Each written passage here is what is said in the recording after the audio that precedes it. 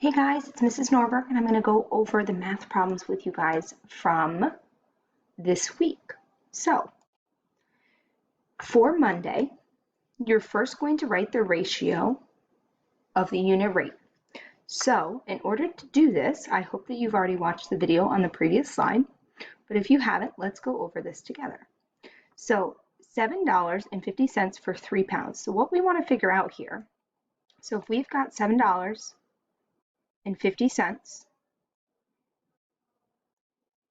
for every 3 pounds. I'll use the LB for pounds. I want to know how much that's going to equal for 1 pound.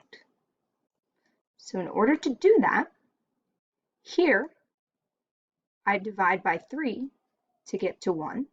So that means up here I also need to divide by 3 to get to 1.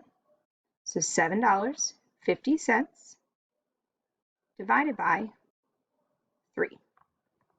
Now, if you remember, when you divide by a decimal place, you need to move it over 2 places, making this now 750. And if you do that, then this now becomes not 3, but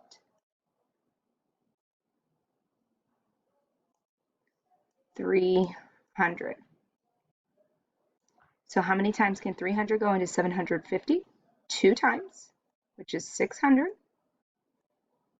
Subtract, I get 250. Because I have something left over, I don't want to just leave it like this. So because my decimal place is here, I'm going to add a 0. And now I'm going to have a part of a number here. I'm going to bring down my 0. 300 goes into 250. 5.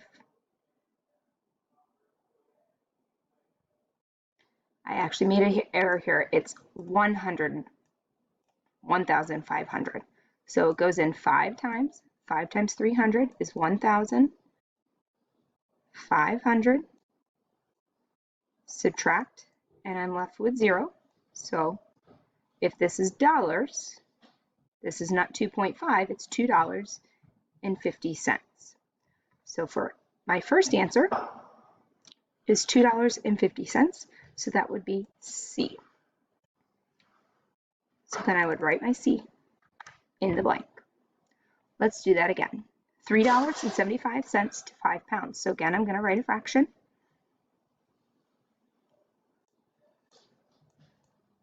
$3.75 for 5 pounds. So to figure out for 1 pound, I'm going to need to divide by 5 on the bottom, so I divide by 5 on the top. So $3.75 divided by 5. And we know we've got to move our decimal place over 2 spots. 1, 2. So then I need to move my decimal place here too, giving me 500.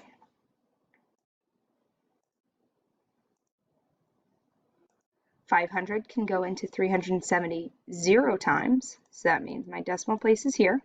So that means it's going to be a fraction of a number. So it goes in 0 times, but it goes into 3,750 7 times.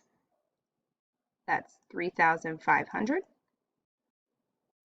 When I subtract, I get 250. I'm going to add another 0 here to bring down. And it goes into 2,500 5 times, which is 2,500. Subtract, and I'm left with 0. So my answer here is $0.75. So that is A.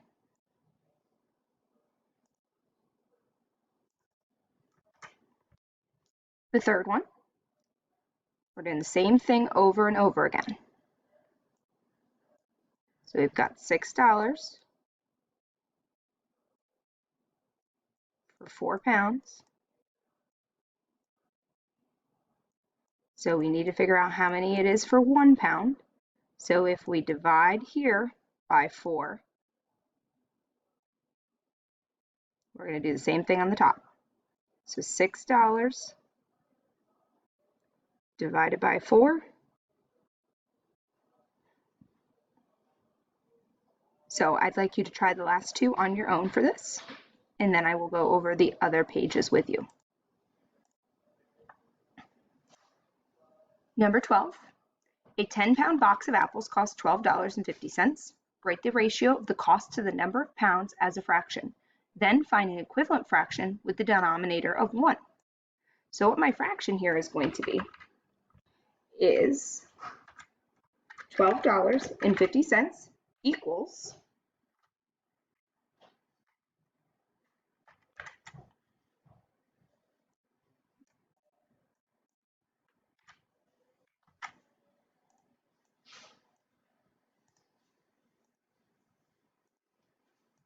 make those a little closer so it looks more like a fraction, equals 10 pounds. So if I divide by 10 on the top or on the bottom to get to 1 pound, then I need to divide by 10 on the top. And hopefully you remember, if you're dividing by decimal, it's quite easy. Or if you're dividing by 10, all you have to do is move your decimal place over 1. So instead of $12.50, it is now $1.25 per 1 pound. And finally, a driver traveled 260 miles on a highway for 4 hours. So we're going to write the ratio just like we did on the previous page. So I'm going to go ahead and go back and I'm going to copy this so that I don't have to retype all that. Paste it. So I've got 260 miles in 4 hours. I want to know how far they will travel in 1 hour. So if I divided it by 4 to get to 1 hour, I need to divide 260 by 4 as well to figure out how many miles it is. So if I have 260 divided by 4, 4 goes into 22 0 times, 2 goes into 26 6 times, which is 24. Subtract, you end up with 2. Bring down your 0. 4 goes into 20 5 times. 5 times 4 is 20. Subtract, and you have nothing remaining. So that means it divides evenly in a whole. So that is 65 miles is what we're looking for here. So in 1 hour, she travels 65 miles per hour.